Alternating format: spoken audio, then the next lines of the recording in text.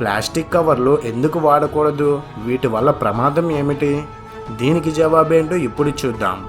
Plastic లేదా polythene అనేది సహజంగా తయారైన పదార్థం కాదు.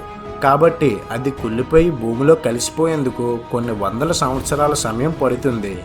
అంతేకాకుండా వీటి వల్ల వాతావరణంలో తీవ్రంగా కాలుష్యం ఏర్పడుతుంది. నూనె, కర్పూరంతో నైట్రోసెల్యులోజ్ను మెత్తగా చేస్తే ప్లాస్టిక్ తయారవుతుంది. వ్యాపారపరమైన ప్లాస్టిక్ను మొదట ఫినాల్ మరియు ఫార్మాలిహైడ్ నుంచి తయారు చేశారు. తర్వాత వివిధ రసాయనిక పదార్థాలతో తయారు చేసే పద్ధతులను కనిపెట్టారు. ముందుగా వీటి వల్ల నష్టాలేమిటో చూద్దాం. ఈ పాలిథిన్ కవర్లు భూమి నిండా పరుచుకొని వర్షం నీటిని భూమిలో ఇంకనీయకుండా అడ్డుకోవడం వల్ల భూగర్భ జలాలు తగ్గిపోతున్నాయి.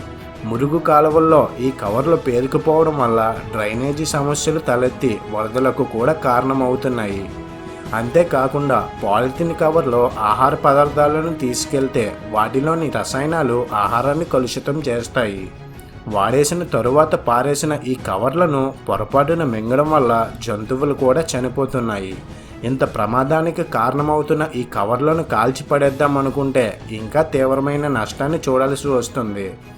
అది ఎలాగంటే, ఈ పాలిథిన్ బ్యాగులను కాల్చుతున్నప్పుడు వీటి నుండి వెలువడే డయాక్సిన్ అనే విష పదార్థాలు గాలిలో కలుస్తాయి.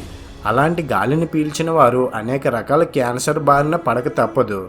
ఈ కవర్లకు బదులుగా గడ్డ సంచి, జానపనార సంచులనే వాడాలి. ఇలా చేయడం వల్ల మనము మేలు చేసుకున్న వారమే కాకుండా ఈ సమాజానికి కూడా మేలు చేసిన వారం అవుతాము.